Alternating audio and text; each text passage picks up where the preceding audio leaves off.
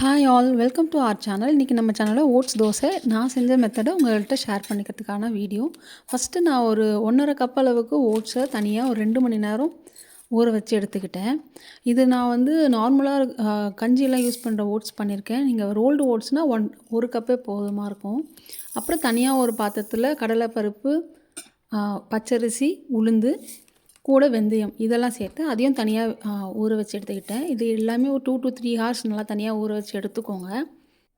Ingredients மெஷர்மெண்ட்டோடு நான் first கமெண்ட்டில் பின் பண்ணியிருக்கேன், அதில் போய் செக் பண்ணிக்கோங்க.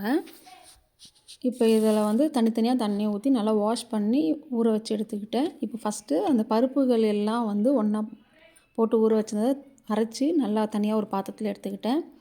இப்போ இதில் வந்து நம்ம ஊற வச்சுருந்த ஓட்ஸை இதில் சேர்த்து அதே மிக்சர் ஜாரில் நல்லா ஃபைனாக அரைச்சி அது தேவைப்பட்டால் தண்ணி சேர்த்துக்கோங்க. மேக்ஸிமம் தண்ணி தேவைப்படாது. நல்லா இப்போ எல்லா மாவையும் ஒன்றா சேர்த்து நான் உப்பு சேர்த்து நல்லா கரைச்சி ஓவர் நைட் ஊற வச்சுருங்க. அது நல்லா புளிச்சு வரட்டும். நான் இன்றைக்கி கல்லுப்பு சேர்த்துருக்கேன். நீங்கள் வேணால் சால்ட்டு கூட சேர்த்துக்கலாம், அது உங்கள் விருப்பம். அடுத்த நாள் காலையில் மாவு நல்லாவே புளிச்சு வந்திருக்கு. இப்போ இது நம்ம இட்லி வேணும்னா டேரெக்டாக இதில் இட்லி கூட ஊற்றிக்கலாம். இல்லை தோசையே வேணும்னா கூட நம்ம ப்ளெயினாகவும் தோசை ஊற்றிக்கலாம்.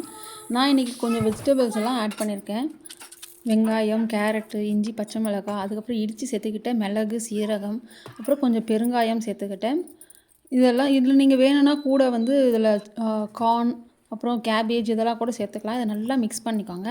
எல்லாம் ஈவனாக மிக்ஸ் ஆகிற மாதிரி மிக்ஸ் பண்ணிவிட்டு இதில் வந்து நம்ம தோசை போட்டுக்கலாம். இப்போ தோசைக்கல் நல்லா சூடாக்கிடுங்க.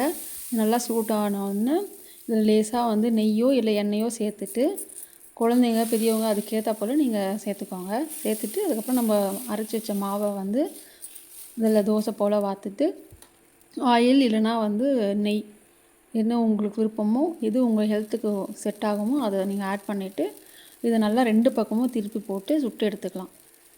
உங்களுக்கு இதே தோசை நல்லா கிறிஸ்பியாக வேணும்னா இன்னும் நல்லா மெல்லுசாக இதை நல்லா தோசை தேய்ச்சிக்கிட்டு அதை நல்லா இன்னும் ஒரு 2 நிமிஷம் எக்ஸ்ட்ரா வச்சு நீங்கள் கிறிஸ்பியாகவும் சுட்டு எடுத்துக்கலாம். அதுவும் இன்னும் நல்லா டேஸ்டியாக இருக்கும். இப்போ இதில் வந்து நான் இன்னொரு டைப் என்ன பண்ணியிருக்கேன்னா, இப்போ அதே தோசை கல்லில் வந்து மாவு சேர்த்துட்டு அதை லேசாக ஸ்ப்ரெட் பண்ணிவிட்டு எண்ணெயே சேர்க்காம ஒரு மூடி போட்டு மூடிட்டு ஒரு 2 மினிட்ஸ் கொஞ்சம் நேரம் டைம் கொடுத்து அந்த தோசை வெந்ததுக்கப்புறமா மூடியை லிட்டு ஓப்பன் பண்ணிவிட்டு தோசை நம்ம வந்து அப்படியே திருப்பி போடாமல் அப்படியே நம்ம எடுத்து சர்வ் பண்ணலாம். நம்மளுடைய ஓட்ஸ் தோசை ரெடி ஆகிடுச்சு. வீடியோ பிடிச்சிருந்தால் லைக் பண்ணுங்கள், ஷேர் பண்ணுங்கள், சேனலை சப்ஸ்கிரைப் பண்ணி வச்சுக்கோங்க. நெக்ஸ்ட் வீடியோவில் பார்க்கலாம். பாய்.